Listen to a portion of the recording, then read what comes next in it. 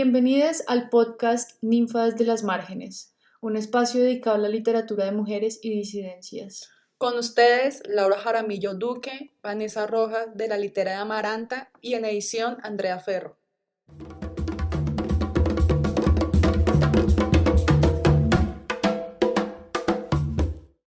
Bienvenidos a todos a este nuevo capítulo de Ninfas de las Márgenes. Hoy estamos con Lina María Parra. Ella es una escritora, editora y docente antioqueña. Tiene un libro anterior al que vamos a hablar el día de hoy que se llama Malas Posturas y vamos a estar hablando más de llorar sobre leche derramada. Ambos son libros de cuentos súper recomendados y bueno, en sus textos ella pues ha sido publicada en diferentes medios colombianos y también aparece en la antología de Crisis Insight, que es un libro que fue publicado en Alemania, y también Ganar es perder un poco, que fue publicado por Tragalos Editores, y Cuerpos, que fue publicado por Six Barral, para que vayan y chismoseen todo su trabajo literario, que es increíble. Entonces, bienvenida Lina, muchas gracias por acompañarnos hoy en esta nueva sesión del podcast Ninfas de las Márgenes. Muchas gracias a ustedes por la invitación. Un gusto tenerte acá. Conversada. Siempre serás bienvenida aquí. Siempre. Y queremos iniciar con una pregunta muy sencilla y es, ¿cuál es tu cuento favorito de este libro? Pues, a ver, es como la gente que dice que no tiene hijos favoritos, pero sí. Pues yo no sé por qué no tengo hijos, entonces, pero evidentemente cada cuento como que para mí implicó una experiencia particular, ya sea de dónde surge el cuento, por qué lo escribí, o cómo fue ese proceso, o incluso la recepción que los cuentos han tenido también a veces genera como, ve, yo no me esperaba esto, pero aún así el cuento como que más, como que no sé, bueno, digámosle mi favorito se llama Mensaje al Futuro. Es un cuento sobre un montón de cosas mezcladas, como más un montón de preguntas que tengo yo constantemente sobre uno quién es, quién podría haber sido, cuáles podrían haber sido los futuros, mezclado un poco con la nostalgia como de los videos caseros, que mi papá grababa muchos videos caseros de nosotras, pues de mi hermana, de mí, de mi mamá y de toda la familia, y él nos ponía a grabar mensajes al futuro, ¿cierto? Entonces nos sentaba y nos decía, bueno, vamos a hacer un mensaje al futuro, ¿tú qué le dirías a la Lina que te va a ver en 20 años? Y yo decía, como que puta, en 20 años, pues, ¿cómo voy a hacer yo en 20 años? Yo tenía, no sé, pónganle 4 años, 5 años. Y después ver esos mensajes al futuro cuando uno ya tiene 30 años, que es más grande todavía, es como, marica, yo a los 20 era un bebé, y en esa edad chiquita pensaba que los 20 era, y pues era inabarcable pensar en que tenía 20 años, entonces como esa idea del tiempo, del futuro, de lo que uno podría haber sido, ahí es como es un cuento muy extraño porque no pasa mucho. Realmente lo que pasa es que hay una chica que está viendo esos mensajes y esos videos y empieza a pensar en todas esas cosas, es como una reflexión un poco caótica sobre eso. Y a mí ese cuento me hizo llorar. Pero es porque mi papá hacía lo mismo. Mi papá también grababa videos. O sea, mi papá siempre tenía una cámara y nos perseguía. O sea, hay un video de yo de 3 años diciéndole que quería ir al baño porque necesitaba huir de la cámara. O sea, estaba como, más, por favor. Y era, pero ¿por qué? Pero es que yo te amo y te quiero guardar. Y yo era como, horrible. Está muy bonito eso de te quiero guardar. Pues sí, como... era muy lindo. Sí, como quiero yo creo tener que esta también memoria. la cámara es eso. La cámara es, o sea, el grabar es guardar. De hecho, es uno de los perros y recordando el cuento, en mi caso, mi papá, que mi papá también grababa, no lo grababa como digamos a ustedes en aspectos tan cotidianos, sino que en mi caso ya era como la fiesta del cumpleaños en mi caso Vanessa, en la primera comunión, que otro video casero, y fue muy curioso porque me hicieron recordar que el año pasado mi papá se encontró todos los cassettes que él había grabado durante muchos años y entre esos encontró un fragmento muy pequeño de mi abuelo. Mi abuelo murió cuando yo tenía unos 6, 7 años. O sea, mi memoria con él o sea, tengo memoria con él, pero no lo suficiente para recordar un montón de cosas que seguramente viví con él. Incluso la voz, porque a mí lo que me cuestiona mucho a medida que yo voy creciendo y cuando veo los videos y ya pienso en mis abuelos, en mi abuela, única que queda es la voz. O sea, podemos recordar la memoria, podemos tener fotografías, podemos tener videos, pero la voz es lo que más se termina yendo. Y lo lindo cuando queda grabado es como, wow, esa era la voz de, en mi caso no me acuerdo de mi abuelito, ponía voz, pero es como, wow, la voz, esos son detonantes. Sí, y además, pues es extraño la relación con el video porque igual el video reacomoda la memoria. Pues igual la memoria siempre se está reacomodando. Pero a mí también me pasa que yo tengo algunos recuerdos con mi abuela. Mi abuela Virginia se murió cuando yo tenía como 4 o 5 años. Pero tengo algunos recuerdos con ella, pero son recuerdos de infancia que son como muy deformes. Y la mayoría de recuerdos que tengo es de los videos, ¿cierto? O sea, como las imágenes que yo realmente conservo de ellas es los videos, no los recuerdos que yo tal vez hubiera, ¿cierto? Como que eso se va reconfigurando todo el tiempo y el video genera como un recuerdo ahí, pero sí, es como agarrar un momento y una persona y guardarlo y eso a mis tías y a mi mamá todavía les da muy duro ver los videos de mi abuela pues porque, cierto, fue una muerte que les dolió mucho, entonces no son capaces casi de ver esos videos porque se ponen a llorar 20, 30 años después, una cosa así increíble, pero es como porque la están volviendo a ver viva. Creo que ahí, sí, como el Sí, asunto de la cámara, del video, es una de las cosas que motivaron ese cuento, pues, y de pensar en el futuro desde el pasado también, ¿cierto? Como en el pasado pensábamos que iba a ser el futuro y cómo desde ese futuro que es ahora vemos ese momento, pues, es como y también yo creo que uno se extraño. cuestiona el pasado porque no solamente con los videos, sino también con las fotografías, y más porque la memoria, o sea, nuestra memoria se comenzó a tejer como después de los 5, 6, 7 años, no sé. Y entonces cuando uno ve fotografías de chiquitos, uno es como, o sea, yo no recuerdo que esto pasó, pero tú ves esta fotografía y asumes que pasó y lo recuerdas desde la imagen. Y es algo muy, Mm. muy, muy curioso porque por más que busques a recordar el momento real, no es posible. Porque lo que tú bien decías, ya se ocupó de otra manera el recortar y el De hecho, hay recordar. un experimento que creo que a la gente con montajes en Photoshop le meten como fotos de cosas que no pasaron dentro de su álbum y los ponen a ver un álbum de fotos viejas, ¿cierto? Y de repente llegan a esa foto y es como, ay, sí, yo me acuerdo de eso, obvio, no, lo acabamos de hacer un montaje. Pero sí, la mente tiene como esos trucos ahí también, ¿sabes? Muy De chistoso, no sabía ese ficcionar. experimento.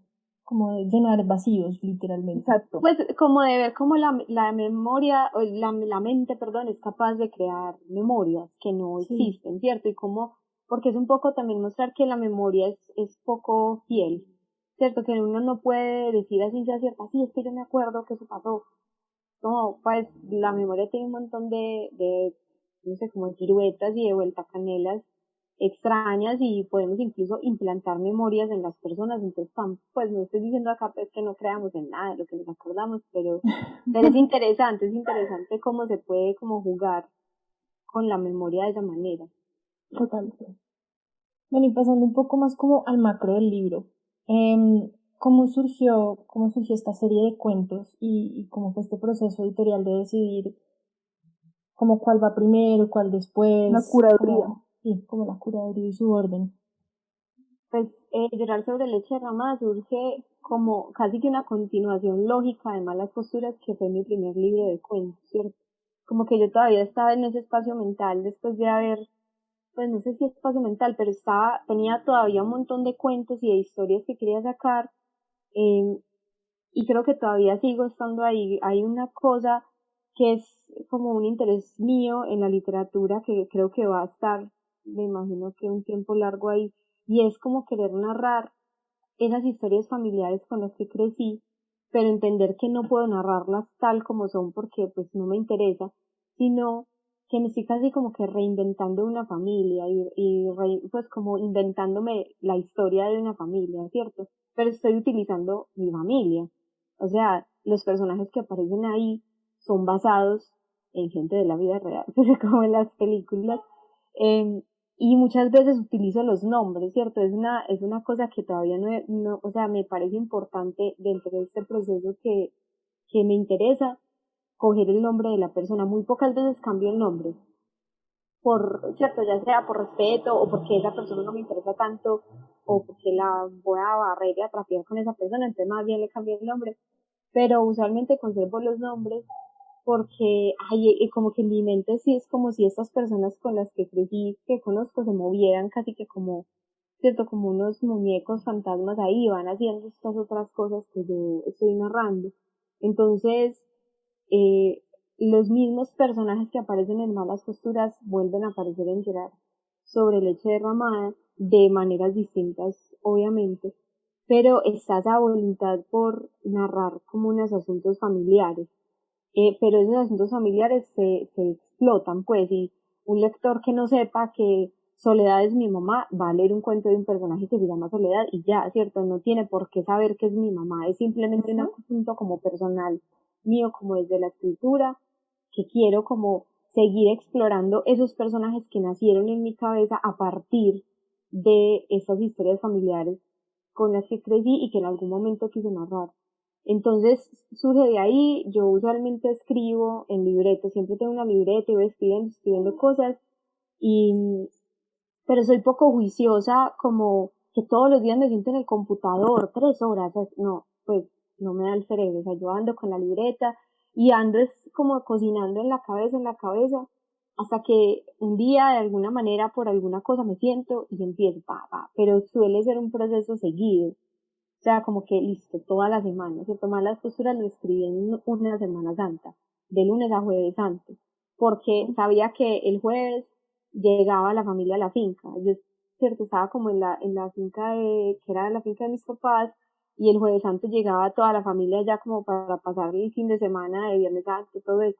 Entonces yo no puedo escribir con un montón de gente acá metida, me toca hacer esto de lunes a jueves, y eso fue así como una mini beca que me di yo misma, y de lunes a jueves salió, y con Llorar pasó algo similar, tenía como un par de cuentos y me senté toda una semana acá pues en mi estudio, escribiendo, y fue un poco porque había un concurso, y yo, ay, bueno, voy a mandar esa a ver que no me lo gane, whatever, pero, pero mejor que no me lo hubiera ganado, pues está bien, porque el concurso lo que hizo fue como, tenés que hacer un libro para esta fecha, y yo, listo, pa. Y ya de ahí pues empecé como a buscar, ¿cierto? Como editoriales dentro del ámbito independiente, y fue bacano el proceso editorial, empecé a conversar con Animal Extinto y ellos pues como que entendieron mucho de qué iba el libro, y fue un proceso bacano porque no fue invasivo, ¿cierto? No fue como, sí nos gusta, pero tienes que cambiar el final y este personaje no puede, ¿cierto? No fue como, sino que fue más un asunto como pues, de corrección de ¿cierto? Algunas cosas del estilo, de bueno, conversemos sobre el título del libro, hubo pues una discusión, yo no sé de cuánto tiempo, sobre si llorar sobre la leche derramada o llorar sobre leche derramada, y entonces se le preguntó a un montón de gente, pues esas discusiones editoriales son todas bacanas. Y el orden de los cuentos tiene un poco un sentido, el primer cuento, que igual es una despedida, ¿cierto? Que es la lista de tus órganos, sucede como en parte aparece la finca familiar, ¿cierto? Y hay como un recorrido de un montón de personajes a lo largo de la vida, y el último cuento es la destrucción de la finca familiar. Entonces, que es un poco como de lo que va todo el libro, es ese dicho de no se vale llorar sobre leche derramada, pero es darse cuenta que uno nace y no llorar sobre leche derramada. O sea, uno nace sino lamentarse por cosas que ya no tienen arreglo. Ya pasó, que ya Ya no pasó, hay y uno solución. igual, y uno igual está ahí como, ay, qué horror, pues como que Sí, es duro pues despedirse, es duro despegar, es duro, ¿cierto? Entonces el cuento va continuar. un poco sobre esas despedidas y sobre esas derrotas. ¿Y por qué cuentos, Lina? O sea, Laura, por ejemplo, me contaba mucho, pues yo no soy literata, y digamos que todo el ámbito de editoriales, de construcción, todo esto, pues Laura me explica, porque Laura es la experta en este tema. Entonces Laura me contaba a mí que ella también se sorprendió que fuera cuentos, porque normalmente lo que más se produce, por lo que lo entendía Laura, o lo que más se ve realmente es como novelas, crónicas, ensayos. Y los cuentos, Poemarios. exacto, poemarios. Y los cuentos, digamos, que salgan así como un libro de cuentos, no. A menos que sea una antología, a menos que ya sea de escritoras o escritores ya que se han establecido dentro de la literatura, que se puedan dar como ese lujo. Sí, o que los recopilan porque los cogen de los cuenticos que publicaron en diferentes revistas y es como, venga, hagamos una recopilación de sus cuentos. Y yo nunca había caído en cuenta, o sea, yo sinceramente nunca había caído en cuenta que dentro de todo esto, pues los cuentos era como lo que menos se publicaba así. Entonces nos surgió la pregunta de por qué cuentos, Lina. Pues creo que un poco accidental. Yo empecé, es que esto suena como todo pretencioso, pero no lo es. Yo he escrito toda la vida, pero obviamente basura, pues. Pero desde que estaba chiquita, desde que empecé a escribir, yo tengo cuadernitos pues con cuenticos, pendejos, pues. Y creo que un poco la influencia de todas las yo era una niña muy lectora y uno niño pues lee muchos cuentos, ¿cierto? Y no solo cuentos infantiles, sino ya después empezar a leer historias y relatos y un montón de cosas. Yo nunca fui una gran lectora de poesía, más bien pues nunca leí poesía.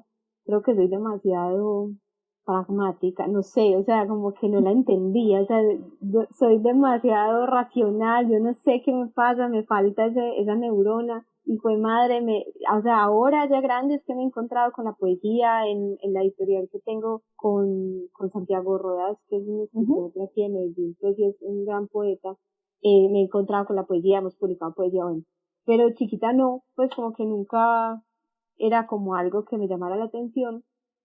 Y luego cuando pues ya este asunto de seguir escribiendo eh, perduró en el tiempo, con los años empecé a crecer y yo seguía leyendo y seguía escribiendo, encontré un taller de escritura aquí en Medellín que lo daba Claudia Ivonne Giraldo, que también es una escritora de aquí antioqueña y es editora.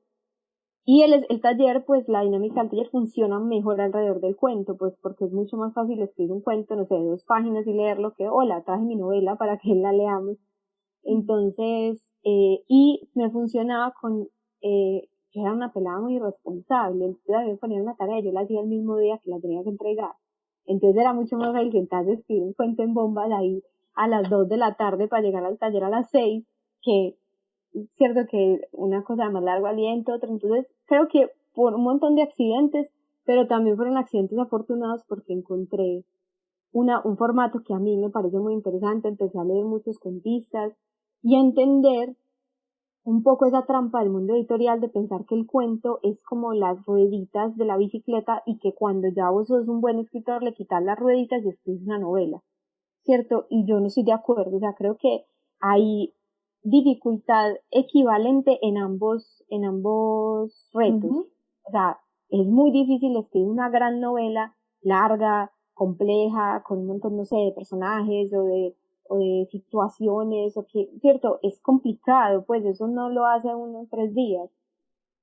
Pero también escribir un cuento en el que vos en una página estés contándole a alguien algo brutal que se le quede en la memoria, le estés hablando de un personaje o de una situación o de le estés planteando una emoción, eso también es muy fuerte, ¿cierto? Y los grandes cuentistas son grandes cuentistas precisamente porque en una página se despacharon, ¿cierto? En 2, en 3. Entonces, ahí creo que hay retos diferentes. Evidentemente, no, pues no sabría muy bien por qué, pero sí es cierto que el mundo editorial, pues económicamente la novela es más venderla. Sí. Entonces, y está también esta idea pues como de graduarse de escribir cuentos para escribir una novela. Y claro, entonces los escritores, pues uno sin los escritores, se busca tal vez escribir novelas porque es más fácil que te publiquen la novela a que te publiquen un libro de cuentos. Casi ninguna editorial grande va a apostar por un libro de cuentos de un escritor que nadie conoce, porque saben que los cuentos no venden y ese man nadie lo conoce, pues nadie lo va a comprar. Entonces, suele suceder eso, pero yo quiero insistir con los cuentos, ¿cierto? Y hay muchos escritores que admiro que escriben cuento, que escriben relato, que siguen insistiendo, aunque escriban novela, vuelven a lo otro, ¿cierto? Como que ahí hay un reto también interesante. Entonces, son distintos los géneros, como sí, son narración, pero son muy distintos. Y la mm, misma obra, y también lo que decías, como La metodología. de la metodología es muy distinta e implica retos diferentes, implica disposiciones de escritura muy distintas. exacto. Y las dos son, para mí, son equivalentes en su dificultad, digámosle así, pues o en el trabajo que implican. Igual que la poesía, por eso a mí me da un poco de rabia cuando el premio de novela tiene un montón de plata y el de cuento tiene menos plata y el de poesía todavía tiene menos plata, como si uno escribiera poemas por ahí cagada de la risa y no implicara un esfuerzo, no implicara una dedicación, un oficio, ¿cierto? No, las cosas son más fáciles.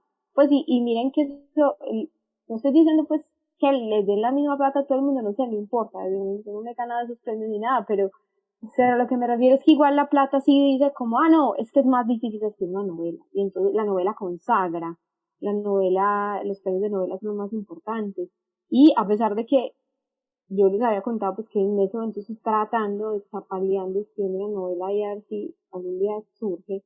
O sea, sí es complicado igual escribir un libro de cuentos, pues no creo. Y creo que el cuento tiene unas cosas muy maravillosas, pues que me interesa mucho, entonces ahí seguiré. Sí, eso toca no abandonar, diría yo. No, Mati es una Eh, muy buena cuentista. Es muy buena. bueno, una pregunta ahí es, ¿cómo, cómo lograr hacer visibles situaciones cotidianas como lo son, no sé, la violación o el narcotráfico, la brujería, que están ahí en el día a día, pero que ignoramos de alguna otra manera, pero sin trabajarlas desde el tabú, porque pues tus cuentos no manejan, o sea, manejan las situaciones cotidianas como invisibilizadas, pero tú no los cuentas desde un tabú y desde un morbo, sino desde como desde una sensibilidad diferente. Entonces Desde queríamos la empatía también. sí, desde la empatía. Entonces queríamos saber cómo fue ese proceso de lograr contar todas estas situaciones y estas cargas, digamos, emocionales que tenemos un poco como sociedad, eh, pero desde otro lado. ¿Cómo fue ese proceso? Yo lo que creo es que esto lo he pensado un poco después de haber, o sea, no es algo que surge cuando yo estoy escribiendo, sino que es algo que tal vez ante una pregunta o ante una conversación reflexiono y puedo entender más o menos. Creo que el asunto que para mí es muy importante es que cuando yo escribo no pienso en temas, ¿cierto? Yo no pienso, ay, voy a hacer un cuento sobre la violación, voy a hacer un cuento sobre... no pienso en un tema, sino que lo que mueve ese cuento, lo que mueve la generación del cuento, el motorcito, es otra cosa, que se preocupa más por la forma, el tono, que por el tema. El tema, entre comillas, o los temas que aparecen, lo que mencionaban, pues, de la violación, de la brujería, de la violencia, todas estas cosas, salen, ¿cierto? De otras maneras, pero son dependen es de la forma, de la pregunta que yo en ese momento de escribir tenga, que surge es por la forma, por el tono, por la voz de lo que estoy haciendo. Y creo que en ese sentido sucede que como no estoy pensando en el tema, como, ay, es que hay que denunciar la violación a las mujeres, sino que simplemente estoy contando algo, surge desde ese lugar, como decías tú, que esa palabra es un poco manoseada, pero a veces es necesaria, que es desde lo cotidiano. No surge desde esa mirada como denunciante o que pucha, es que tengo que mostrar esto, ¿cierto? Sino que eso está en el mundo con todas las otras cosas que están en el mundo, esto también está, y yo quiero mostrar este pedacito, ya sea esa sensación que muchas mujeres tenemos de haber sido violentadas de distintas maneras, ¿cierto? Y cómo compartimos ese sufrimiento y entonces luego cómo entendemos el sufrimiento de otra a la que le fue radicalmente mucho peor, ¿cierto? Cómo eso reverbera en nosotras de distintas maneras, pero mi objetivo no era denunciar que nos están violando, sino simplemente como, mira, esto sucede a la vez que uno está cocinando, uno está con las amigas, uno tiene que trabajar, uno tiene que hacer un montón de cosas. Esto sucede y está ahí todo el tiempo. Y creo que en ese sentido es como el objetivo del cuento no es atacar un tema, sino simplemente agarrar un momento o una experiencia o una sensación o una voz y explorarla. Y esos temas aparece la violencia, aparece el narcotráfico, pero porque todo está ahí. Y es un poco como, pues yo tuve como la experiencia de estudiar en el exterior, yo estudié una maestría en Holanda, y pasaba mucho que la gente que no conocía mucho sobre Colombia no entendía uno cómo vivía en Colombia en los 90. Pues como yo había crecido en Medellín en los 90, ¿cierto? Como que básicamente se imaginaban que yo había tenido que ir al colegio pues como tapándome de las balas, pues no sé, o sea, como una cosa, y evidentemente en Medellín mucha gente lo vivió de una manera más cercana, ¿cierto? Y le tocaba, no podía ir al colegio porque había una balacera, o no podía ir al colegio, ¿cierto? Eso pasaba y pasa, pero a la vez en Medellín pasan muchas otras cosas que conviven, dependen, se alimentan, pero también se chocan contra eso, ¿cierto? Es como un gran jardín lleno de maleza. Entonces, en ese sentido, siento que un poco los cuentos tratan de mostrar o de agarrar más bien, porque cuando los estudios no piensan en mostrar, sino como en agarrar eso, que a la vez que están sucediendo estas cosas, suceden estas otras y que todo es una cosa frondosa y complicada, que es muy difícil como decir, no es que como pasa esto, solo podemos pensar en eso y ya.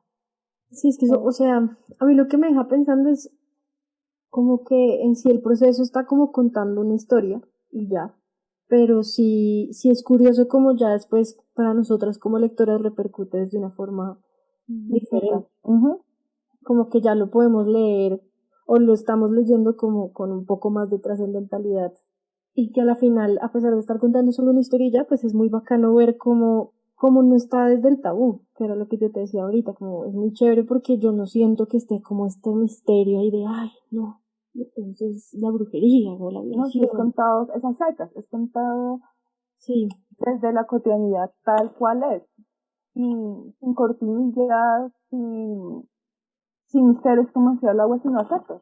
Esto es así, y es así, y ya. O sea, no tienes Sí, es por un qué, poco, ¿cómo se llama eso? Se me olvidó la palabra. pero es como sin misterio. sí, Y yo creo que de hecho las cosas más duras es interesante mirarlas sin misterio, ¿cierto? Como la muerte, la violación, que es una cosa tan dura, y uno estar, no sé, sentado tomando café y que una amiga te diga, "No, es que yo creo que me violaron cuando era chiquita". Pues, pero no, pues, pero te está no es como, no, esto que conta, y es una cosa horrible, y es muy dura, y uno se pone a llorar, pero sucede así, o sea, sucede mientras uno está comiendo ahí, te cuentan y uno dice, parce, a mí me pasó esto, y darse cuenta que a todas nos pasó algo, o sea, casi todas nos pasó algo, y que, ¿cierto? No es como decir, ah, y la vida sigue, no estoy diciendo eso, pero estoy diciendo que de esas, o sea, que mirarlo desde el misterio o exotizarlo y que entonces es como volver a esa mujer solamente una víctima y separar ese asunto del resto de la vida, ahí es cuando se vuelve como un asunto de tabú o de exotismo, como es que esto está ahí vibrando con todo lo otro y lo hablamos mientras estamos comiendo y después nos tomamos algo y nos reímos, pero cierto como que no ponerle tanto misterio porque todo eso está todo el tiempo ahí y hablar Siempre de ha eso estado realmente. sí, y hablar de eso sin misterio se vuelve como más, creo que para mí más interesante y más eficaz para mostrar lo duro, pues si uno quisiera como que ese fuera el objetivo, como es que esto es horrible, me parece más horrible que mostrar, no sé, por ejemplo, que en una mesa haya 5 amigas y que empiezan a hablar de eso y resulta que todas tienen historias de ellas, de las amigas, de las hermanas, de las mamás, de todo el mundo en la cotidianidad de todas ahí tranquilas hablando de sí, a mí me pasó esto, sí, a mí mi tío me hizo esto, sí, como, eso es horrible porque están ahí, a todas les pasó, me parece que es más, a mí me parece más interesante eso que mostrar como el violador, como ese señor misterioso que está en el callejón, ¿cierto? Porque eso es como creer que la violación es una cosa que le pasa a otros. Exacto. ¿Cierto? Como por allá. Eso genera también que, como que se sea ajeno realmente. Ujú. Y yo creo que parte de las estructuras en las que hemos crecido es básicamente que somos ajenos y ajenas a ciertas vidas y ciertas historias, porque tú desde tus lugares pues supuestamente no te ha pasado y también te han querido mantener como en una burbuja. Con esa burbuja se rompe una, se da cuenta, oye, no, que no somos ajenas, nuestras historias, todas las historias de todas y todos y todos se entrelazan de alguna manera y nos entendemos de alguna manera. Y yo creo que una cosa preciosísima del libro es justamente la capacidad de tu escritura y de tú como Lina de poder traducir, de poder lograr exponer emociones, digamos, no quiero decir universales, pero emociones que siempre han estado. Para mí fue como Lina logró decir algo que en el caso, por ejemplo, si no pasa nada, es como Lina logró traducir algo que todas de alguna manera lo hemos pensado, lo hemos meditado, lo hemos hablado con una amiga, pero lo hizo de una manera tan brutal que yo así como, no, aquí ya morí. Este cuento es difícil porque tiene un final ambiguo. Sí. Tiene un final, es un final extraño. Es un final ambiguo porque no es un final empoderado. Y entonces, en ese sentido es un poco difícil. Es difícil, pero yo creo que también a veces, bueno, creo que también hay que cuestionar el discurso del empoderamiento, ¿no? Eso también es otro, bueno, eso va para otra charla, pero pues también es un discurso que nos han vendido y que hay que cuestionar y que también hay que criticar. En ese sentido, pues a mí el cuento tal como está me encanta. Y yo creo que este cuento y con Laura hemos pensado también mucho el que lo vemos también a transversal al libro es el dolor. El dolor es un tema y es un eje que está muy presente en este libro. No sé si en Malas Posturas también, supongo que también. Sí. Y nos llevó con Laura nos llevó a pensarnos en cómo evitar el dolor desde la literatura. Alguien un día me preguntó que por qué yo no escribía cuentos felices. Y yo, ay, pues puta, yo no sé. Estoy muy mal. Pero no sé, o sea, creo que el dolor, pues para mí el dolor es como una pregunta constante, ¿cierto? Desde muchas maneras. Le tengo como mucho miedo al dolor desde en algún, por ejemplo, no sé, que me saquen sangre a mí me destruye, pues, o sea, yo tengo que ir con alguien, lloro, me desmayo, ¿cierto? El dolor, no. He pasado por varios dolores físicos, pues como médicos, y ya así como no quiero más, pero por otro lado me encanta tatuarme, y que también es un asunto del dolor, pero yo estoy ahí como, sí, dale, pues como sufriendo ese dolor, pero el dolor emocional también es una cosa como compleja que siento que para mí ahí está como esas bisagras de lo que uno es como persona cuando se enfrenta a los momentos de dolor. Entonces, pero también no es una decisión consciente. O sea, todo esto que yo digo es una cosa que pienso después de, pero cuando estoy escribiendo, esa vuelta me sale así. Entonces alguien diría como, pues esta pelada tiene muchos problemas, no está feliz, pero no es eso. Perturbada. Sí, y lo irónico es que no es eso porque yo no soy capaz de escribir cuando estoy triste. Me sale pura basura mañé, pues como llena de lugares comunes, así todo horrible, pues no sé si lo otro no sea basura, pero considero que es menos basura que lo que me sale si estoy así toda triste, no sé, toda despechada escribiendo un cuento, pues, pero igual el dolor creo que es una pregunta ahí que todavía no, tal vez la escritura es tratar de responderla y todavía no logro entender y el dolor sigue y creo que hay unos dolores que todavía no me suceden que me dan miedo ya, ¿cierto? Por ejemplo, pienso mucho en la muerte de mis papás y eso es una cosa que me resuena tanto que estoy escribiendo sobre eso, ¿cierto? Como fue puta. Y conozco gente que se le han muerto a los papás. Y tengo un amigo incluso que se le murió el papá y hacemos unos chistes súper negros aunque se le murió el papá. O sea, es bacano como las diferentes formas con las que se lidia con el dolor, pero creo que la literatura tal vez o el proceso de la escritura, más bien para mí, es una forma de tratar de enfrentarme a ese miedo que tengo, pero no sé si se pueda pues responder. Pues es No que necesariamente no hay respuesta. sí, o sea, yo creo que la doble vía también puede ser una forma de responder a la pregunta que se tiene con respecto a algo o al qué será de mí cuando esto suceda. Así como puede ser lo opuesto que es, esto me sucedió, ¿cómo lo saco de mí? ¿Cómo lo comprendo, lo habito? ¿Cómo empiezo a experimentar el dolor? Porque para mí pues siempre ha sido el arte en general como un espacio muy seguro para explorar tanto las preguntas como las situaciones ya vividas y sino emociones. torturarse tanto emocionalmente en ese proceso, porque pues un proceso creativo permite ciertos espacios seguros de imaginar, de cuestionar, de venga, ¿qué pasó aquí? ¿Cómo lo vivo? ¿Cómo lo experimento? ¿Cómo lo siento? Y tal vez no sé si seguros, pero sí, a mí, por ejemplo, me ha pasado con cuentos que he escrito que digo cosas que son duras o juicios sobre personas cercanas y luego es como, ay, pero entonces, tú sí piensas eso y yo, es ficción. Dejo de no, es ficción, ya te verás. Como que la ficción me arropa. Y entonces, obviamente, alguien dirá, "Ay, no, pero qué cobarde", pero no, es simplemente otro, otro lugar desde donde decir, pues, que Es un permite lugar otras desde donde habitas posibilidades. también. Ujú. Digamos, en el cuento de Andrómeda, pues a nosotros nos pareció muy curioso la perspectiva es de donde narras toda la situación como de pagar la vacuna, digamos, o la extorsión, porque fue de nuevo, o sea, fue de nuevo como desde una posición de inocencia, desde un poco la lejanía, pero la oportunidad de ver y como experimentar la situación, pero desde un lugar seguro, no sé, como que la niña desde la ventana que estaba leyendo, bueno, la joven, y ve todo lo que sucede y es como, o sea, porque, pues, bueno, ya nos has dicho un poco como que sucede y ya, pero digamos como cuál crees tú que es la importancia de narrarlo desde esta perspectiva un poco más inocente. La perspectiva del cuento, que es desde una ventana alta, como en un segundo piso, que la hija joven ve ese intercambio monetario de su papá. Están en la finca y el papá tiene que pagarle a un señor barato, una plata, ¿cierto? La vacuna, pues la extorsión.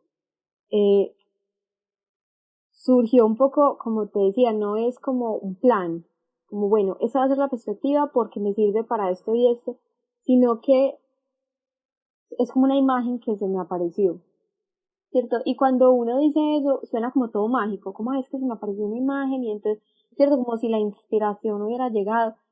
Y realmente yo siempre hago como una nota al pie. Para mí es importante, claramente hay una cosa que uno no puede nombrar de la escritura, que no puede explicar, esa mierda pasa, a uno se le ocurren unas cosas y uno empieza a escribir y uno no sabe para dónde va, pero uno está ahí, tecleando. Pero eso sucede porque está alimentado por una escritura constante en la cabeza, o sea, es un ejercicio constante de pensamiento en la narración, en la escritura, en las imágenes. Yo voy por la calle y escucho a que alguien dice algo y yo digo, puta, y lo voy y lo copio, y después veo una imagen y digo, esto me gusta, y me lo guardo, ¿cierto? El proceso de la inspiración es un proceso que se alimenta constantemente. Simplemente que a mí en mi caso, y pues lo he leído y lo he escuchado también de otras personas que escriben, en algún momento hay como un disparador que uno no sabe, esa es la parte que uno no puede explicar cómo sucede, que uno Pero no puede sucede. programar, pero sucede. Hay gente que la hace suceder y yo también lo he hecho. Es como tengo esta frase que escribí en esa libreta, abro la libreta, me siento en el computador, la escribo y sigo.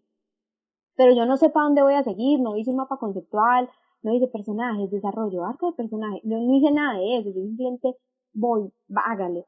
Y estos cuentos, que la mayoría, y sobre pues, y en este caso, pues el que me estás comentando de la llegada de Andrómeda, surge de ahí, de una imagen, de, como esa imagen de la ventana, porque de hecho la finca era la finca de mis papás, ¿cierto? Entonces, y yo tenía una ventana que miraba a la entrada como de la finca, y como esa lejanía, de ahí se empezó a mezclar un montón de cosas, porque de hecho la motivación mucho del cuento, antes del asunto de la extorsión, fue un día yo me di cuenta, o sea, yo sabía toda la vida, yo sabía que mi papá es daltónico, pero un día entendí que era daltónico, o sea, entendí todo lo que él no veía, todo lo que él no ve, es que él no ve demasiados colores, es una cosa absurda.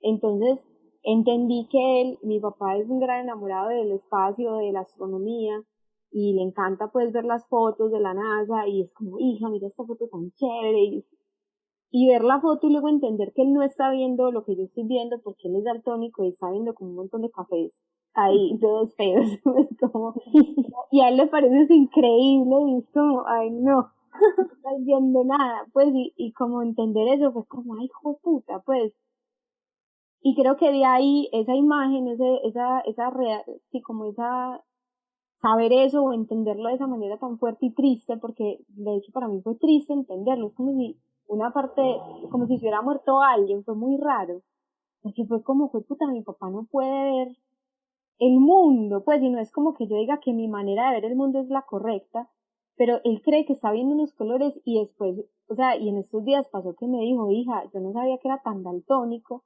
y en estos días fue como que él pensaba que tenía unos zapatos que eran rojos, y por muchos meses pensó que tenía unos zapatos que eran rojos hasta que le dijo a mi mamá, no sé qué, los zapatos rojos, y mi mamá, ¿qué los zapatos rojos? Pues no tienen ningunos zapatos rojos, y él cogió los zapatos y le dijo, esto, y eran unos zapatos como café.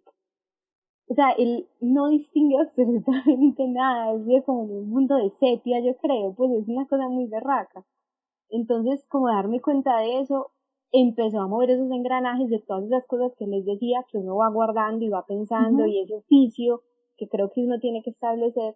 Y ahí empecé a pensar sobre también el asunto como de cómo no solamente somos ciegos, digamos, ante el mundo porque estamos daltónicos o lo que sea, sino que nos hacemos los ciegos ante un montón de cosas que están sucediendo, pero que no nos conviene ver porque nos van a dañar un poco la existencia, ¿cierto? La violencia, la corrupción, ¿cierto? Un montón de cosas. Entonces, entender eso, ¿cierto? Que para mí crecer un poco fue como darme cuenta que los adultos eran falibles, ¿cierto? Y darme cuenta cuáles eran los errores ¿cierto? Las cegueras de esos adultos que yo admiraba, entre ellos mis papás, por ejemplo. Entonces ahí como que la llegada de Andrómeda es un poco eso, como como todos nos volteamos, o sea, porque ese gesto de que todos en la finca sabían que eso sucedía, pero suerte, ¿cierto? Nos ponemos las No antiparras y pasa nadie ve nada. nada, aquí no está pasando nada, es que Ujú. es un poco, y es muy teso porque mi intención no es juzgar a nadie porque me incluyo dentro de ese grupo de personas que en muchas ocasiones, pues ayer estaba parada yo en la calle con dos amigos hablando de que no sé quién se había comprado un iPhone y que si yo me iba a comprar un iPhone, pues mi amiga estaba preguntando que si se compraba un iPhone, estamos hablando de iPhone, y llegó alguien y nos pidió un plato y le dijimos que no, y seguimos hablando de iPhone. Y yo me quedé, o sea, yo lo registré y fue como, ay, gonorrea, es que esto es Ujú. todo el tiempo hacemos esto, pues, y es tal vez un método de supervivencia, tal vez que nos sacamos una costra y ya nos volvemos inmunes, no sé, puede ser porque estamos tan saturados de dolor y de Ujú. sufrimiento que ya es como parte. Buscamos la forma de visibilizarlo. Entonces, Sí, la llegada de Andrómeda es duro porque es un poco un juicio hacia, pues, hacia ese papá, ¿cierto? Como, pero también es un juicio hacia todo el mundo que hace, pues, que como que estamos en la piscina, pues, mientras pagamos la vacuna, pues, la ceguera, pues, hacia el mundo y elegir estar ciegos para no desacomodarnos. Y creo que es exacto. lo que está en este momento con el paro en Colombia. Hay Ujú. mucha gente que se está quitando, digamos, esas antiparras. Que está diciendo ya no más, pues esto es una mierda y esto está llevado al carajo hace muchos años y no podemos seguir haciéndonos los ciegos simplemente porque no nos toca a nosotros. Y los sordos, Sí. porque En también, sordos y pues como, también aplica. ujú, Y yo creo que eso también, ese Andrómeda también es una forma de narrar la sociedad colombiana. O sea, no solamente por las cuestiones violentas que aquí todos hemos vivido de manera directa e indirectamente, sino también como la misma sociedad colombiana durante, no sé, más de, yo creo que desde que se fundó el país como tal, nos mm, hemos hecho los ciegos y los sordos con lo que pasa realmente. Y somos unos constantemente estamos invisibilizando esos dolores y esas emociones porque, como muy bien lo dijiste, estamos tan sobrecargados, tan saturados de la violencia misma con la que crecimos que hasta en los actos más cotidianos es como, vuelvo a la frase del libro, que no pasa nada. sí, es como, sí, debe ser de la vista gorda, básicamente. Ujú.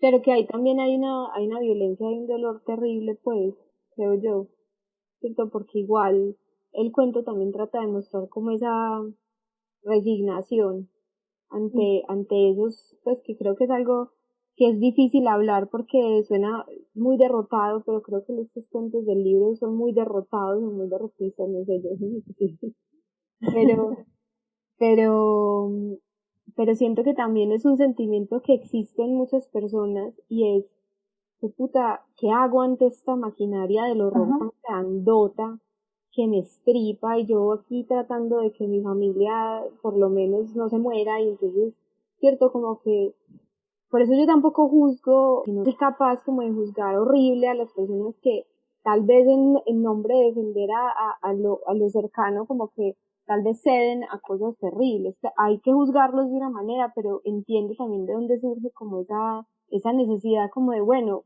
yo pago la vacuna para que no nos maten o no me secuestren a los hijos o, cierto, como una cosa horrible que es rendirse ante esa maquinaria del horror y que es terrible ese gesto porque es seguir alimentando esa maquinaria, pero sucede pues, no Y es sé, que en algunos casos no hay opción. O te toca o te toca. O sea, sí, pues o te haces matar, entonces alguien se haría matar y mucha gente se hace matar y es horrible, pero hay mucha otra gente que no es capaz y es duro y creo que narrar eso también es hablar como de lo que hablamos ahorita, de cómo se vive en un país violento, pero igual se puede ir a nadar en la piscina de la finca, o sea, cómo se hacen esas negociaciones, hay un tras bambalinas oscurísimo que todos entendemos que es donde se hace la negociación de venderle el alma al diablo para poder tener una vida, entre comillas, cotidiana en medio de esta cosa, es que es como un transformer gigante de la matanza y del horror, pues,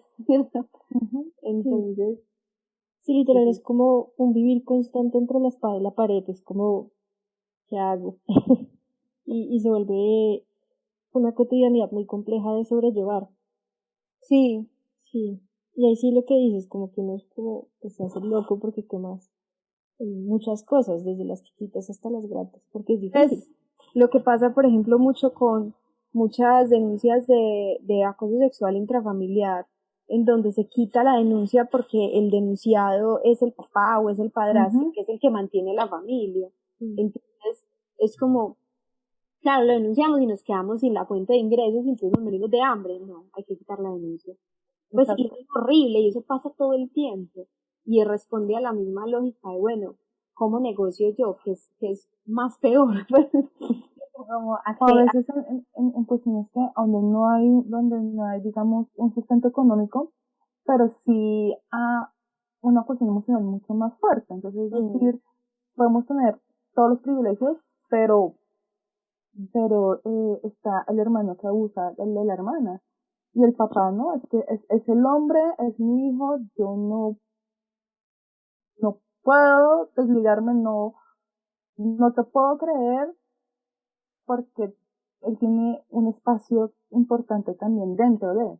sí, estamos volviendo mucho al tema de la violación, pero muchas historias de violencia intrafamiliar que yo conozco, no de violencia, pero como de acoso sexual y de abuso sexual intrafamiliar, es como, no, mi familia no hizo nada porque pues no me creyeron, porque no querían enfrentarse a la idea de que el abuelo hizo eso, el tío hizo eso, ¿cierto? Como eso desbarataría toda la estructura familiar que al final es una de las, como de las piedras angulares de la sociedad colombiana. Entonces es mejor, no, a usted no le pasó nada, es culpa suya, ¿para qué se quedó sola con él? Pues yo qué sé, ¿cierto? Que, y de hecho en Malas Costuras hay el primer cuento que se llama Leyes trata un poco sobre eso también, sobre el silencio y cómo, ¿cierto? Cómo ante ese tipo de situaciones igual el silencio pareciera ser la única salida para muchas personas.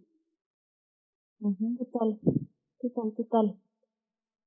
Bueno, nos quedan dos preguntas por hacerte. Una es, ¿cuál crees que son las márgenes en la literatura? Mm. No, creo que hay muchas. No, no sé, creo que hay muchas, pues márgenes de enunciación, ¿cierto? Si uno lo mira desde el lado del negocio editorial, ¿cierto? También hay unas márgenes muy berracas bueno, estos grandes conglomerados de editoriales y las editoriales independientes que hacen y hacemos las cosas por otras razones menos económicas y más de querer que existan los libros y de apasionarnos por eso y hacer lo que sea para que existan, aunque sea de manera pequeña, pero volviendo pues a lo del principio, la iniciación, ¿cierto? A mí no me gusta la palabra minorías porque no minorías, pues, las mayorías invisibilizadas, ¿cierto? Como lo que no es rentable, lo que le da miedo a un editor publicar porque tal vez no sea bien recibido. O sea, creo que hay más márgenes que centro y que creo que los procesos pues que desde hace mucho tiempo estamos viendo, pero por ejemplo la revitalización del feminismo a finales pues, del siglo XX, principios de este siglo, responde mucho también a desbaratar las márgenes, ¿cierto? Porque si uno desbarata esas márgenes, pues ese centro se diluye también un poco, ¿cierto? Como si fuera algo que está, porque las márgenes al final es lo que está fuera de, pero también podría ser lo que contiene a. Lo que y sustenta también. Entonces el centro pues está rodeado de las márgenes. Uno desbarata las márgenes y dice esto no es una margen, pues el centro también se va a tener que diluir tarde o temprano. Y creo que las márgenes, o sea, cierto, no sé, las negritudes, los escritores indígenas, las mujeres, cierto, la escritura queer, o sea, hay un montón de cosas que son consideradas márgenes y que incluso es muy teso porque editorialmente todavía se venden como márgenes, ¿cierto? Y se exotizan como tal. Entonces vamos a hacer una antología de literatura de escritores queer. Vamos a hacer una antología de mujeres, ¿cierto? Que, por ejemplo, ahí, habiendo vivido personalmente, pues, un cuento mío hace parte de una antología que se llama Cuerpos, que son 20 escritoras colombianas hablando del cuerpo de diferentes maneras en sus cuentos. Es eso porque por un lado, ese libro pues recibió como críticas de, pero ¿por qué seguimos haciendo mitologías de mujeres? ¿Cierto? Eso es seguir como autoexcluyéndonos, como seguir poniéndonos en la margen y afirmando que el centro es lo neutro, que son los hombres y nosotras somos. Y yo estoy de acuerdo con eso y no, porque a la vez creo que es necesario todavía eh, hacer esos ejercicios, porque la mayoría de esas escritoras que estamos en esa antología no hubiéramos tenido una como una circulación nacional si no hubiera sido porque hubiera hecho una antología de mujeres. Porque en una antología, punto, que es una antología de hombres con unas mujeres, no hubiéramos entrado. Ciertas escritoras afro, por ejemplo. Y es más, si uno se ponía a mirar esa antología y uno se pone a mirarla pues como críticamente y dice, bueno, acá dónde están las mujeres afro, dónde están las mujeres indígenas, dónde están las mujeres de el país de Colombia, que no es ese centro económico que son las grandes ciudades, que es Bogotá, ¿cierto? Sino que, ¿dónde están? Siguen un poco desaparecidas. Entonces creo que es necesario seguir pensando en la margen, porque seguimos, ¿cierto? Seguimos perpetuando desde muchas formas sistemas que siguen creando esas márgenes, pero también pensar que es importante desbaratarlas. Y creo que ahí está como esa pugna en la literatura, que a muchas escritoras ya pues como de importantes latinoamericanas he visto como que las sientan en una mesa de mujeres escritoras y se emberracan todas porque lo que quieren es hablar de literatura o de su obra, no simplemente hablar de que son mujeres que escriben, porque a los hombres nunca los sientan en una mesa de hombres que escriben, ¿cierto? Pero a la vez creo que sigue siendo importante hacer estos ejercicios en donde se nombran como lo que ustedes están haciendo, esas márgenes, porque siguen estando de otra manera, no tienen como la misma, no están en el mismo terreno de juego, por decirlo así, ¿cierto? Por razones económicas, por razones geográficas, por razones políticas, por un montón de razones, no leemos de la misma manera mujeres en Colombia que hombres, no leemos de la misma manera escritores afro, no leemos escritores indígenas, pues entonces es como esa pugna constante de están esas márgenes, hay que entender que son una ficción que hay que desbaratar, pero que también es necesario entender esa ficción y utilizarla, pues, no sé. Y como darle espacios, por lo menos para empezar a romper como con ese centro, pues como con esta idea de siempre son las mismas personas las que vamos a visibilizar y así. Es irónico porque es eso que decís, creo que visibilizar la margen es romperla de a poco, pero hay que visibilizarla primero, ¿cierto? Hay que decir, esto pasa. Existe, esto está acá. Esto existe, esta gente está haciendo esto, y no solo está haciendo esto, sino esta gente, usted, señor lector, usted, señor editor, usted, señor de a pie, de otra manera no libera para bolas, ¿cierto? Porque incluso eso mismo pasa con las editoriales independientes. Todavía hay muchos lectores que confían ciegamente en lo que Alfaguara publique, la novedad de Alfaguara, la novedad de Planeta, pero una novedad de una editorial independiente desconfían porque sienten que no hay suficiente pues como justificación, ¿cierto? No es Alfaguara, es cualquier tres peludos por ahí haciendo un libro. Ajá, entonces como, ay, eso debe ser todo malo, pues, y no confían. Entonces, también, por ejemplo, hablar de editoriales independientes, hacer ferias de editoriales independientes, es señalar, esto está pasando en la margen del mundo editorial y esto, señalarlo, mostrarlo, ayuda a desbaratar esa idea como tan hegemónica del centro, pues, como de las grandes editoriales que si a vos te publican, pues, en un random, ya, pues, te coronaste, y es como, no, o sea, hay muchos escritores muy tesos que siguen apostando por lo independiente, porque ahí hay unas ganancias también. Y aparte lo independiente siempre está pensando, o pues de lo que yo he visto, está buscando siempre nuevas voces, Cierto. dar Son más espacios. inclusivos, de hecho. Sí, y lo independiente, pues de las editoriales que yo conozco, también hay un cuidado por el libro como un objeto que es importante, que tiene que ser bello estéticamente, o sea, la mayoría de los Es libros, pensado, es sí, como una obra de arte, literalmente. sí. En cambio, las grandes editoriales como que ya tienen una fórmula también de publicación de cuál es la estética de la editorial. Entonces, sale así rápido, chao. Entonces, es bonito porque hay un trabajo editorial muy diferente en las independientes también, que también vale la pena resaltar con todas.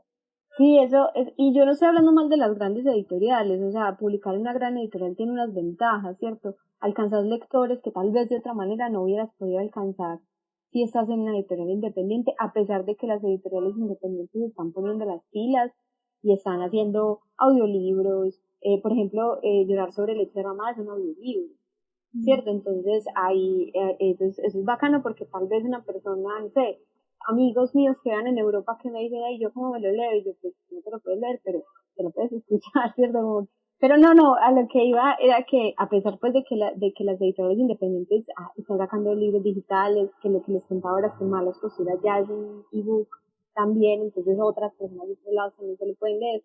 Eh, y hay muchas distribuidoras que están distribuyendo editoriales independientes que antes en la vida pues yo podía conseguir una editorial independiente de Argentina, yo no sé, mexicana.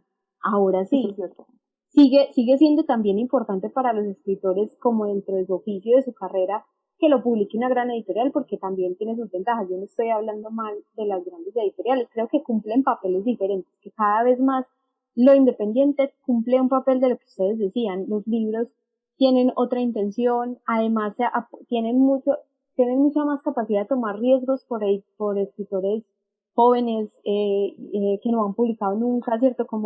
Y de hecho muchas editoriales independientes funcionan como cantera para las grandes editoriales. Como, listo, ya te fue bien allá, ahora sí, venga para acá y lo publicamos en esta gran editorial y pues está bien, es bacano porque son diferentes movimientos como dentro del universo editorial, pero sí creo que lo importante también es como generar también una cultura lectora donde los lectores también vean pues de igual a igual un libro, cierto, de Fix Barral que un libro de Animal Extinto, porque ahí hay un trabajo igual, pues hay un editor serio, hay un pensamiento en el oficio editorial, de la escritura, y hay una confianza en la voluntad de ese editor, ¿cierto? Que no edita lo que sea por, pues, como, el libro de el youtuber de moda porque va a vender un montón de plata, sino editar algo porque hay una convicción alrededor de eso.